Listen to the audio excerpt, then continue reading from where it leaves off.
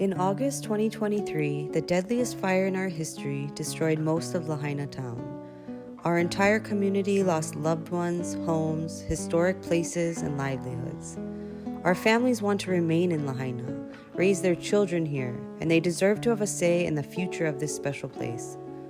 Because Lahaina generates 25% of Hawaii's tourism revenue, many powers have an economic interest in the rebuild of Lahaina. But the people that call Lahaina home know its character best. The fire helped reveal the bigger problem, and pressures of gentrification have been mounting in Lahaina for years. Owner-occupied properties were less than 25% as more and more real estate was acquired by foreign owners and used as short-term rentals. While the median price of a single-family home in Lahaina increases to over $1.3 million, the high cost of living is effectively pushing our people off of their land. But the people of Lahaina are as resilient as the land itself, and we love this place. We have an opportunity to reimagine our town in a way that remembers who we are, honors our history, and embraces our cultural identity. Lahaina has long been a special place. It was the capital of the Kingdom of Hawaii from 1802 to 1845. Documents from the time of the Mahele and earlier describe a lush landscape that sustained a large population for centuries. Famed for its extensive groves of ulu which sheltered the land and fed those who lived upon it. Halau Lahaina malu ka ulu. Lahaina is a large house, shaded by breadfruit trees. Lahaina was later an important whaling port and fishing town. Before the sugarcane plantations were established and ways of life shifted drastically for the town and its people. Guided by the ike from a time when the ahupua'a was the most important land division, and when the water flowed mauka to makai, we look to our history to understand the systems that sustain us and to envision a path forward.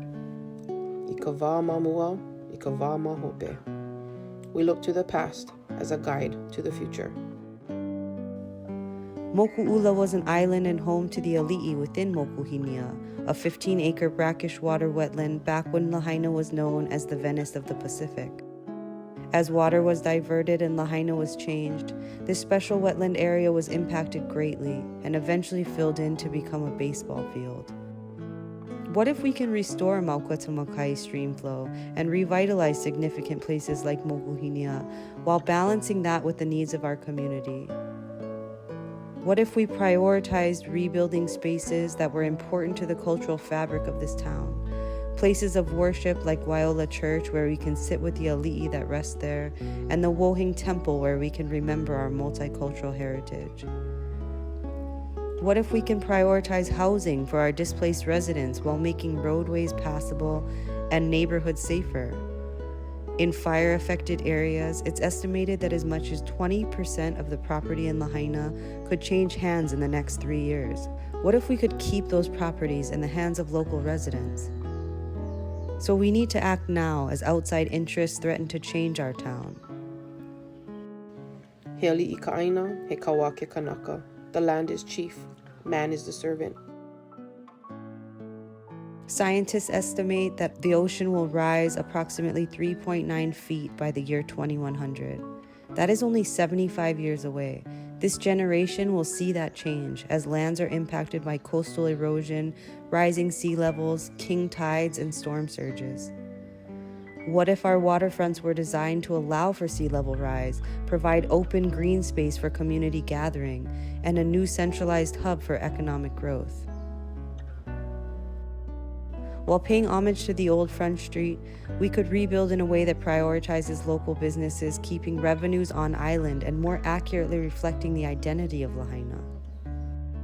E mālama pono i ka ʻāina, nana mai ke ola. Take good care of the land. It grants you life. We need to be mindful that we live on an island with limited resources. We can't rely on imports to sustain us. Hawaii imports nearly 90% of all our food. What if we prioritized local farmers and local food businesses and created opportunity for people to have access to more traditional, highly nutritious foods? Historically, Lahaina was a breadbasket that supported communities even beyond its shores. Imagine bringing that back with diversified agriculture and a circular economy that closes the gap between food producers and Maui consumers. What if we mālama our agricultural lands to reduce fire risk, regenerate the land's health, and restore our food systems? We must choose to stand together, guided by shared values for the future of our town in an effort to return stronger. We are stronger together. What kind of future do you want to build?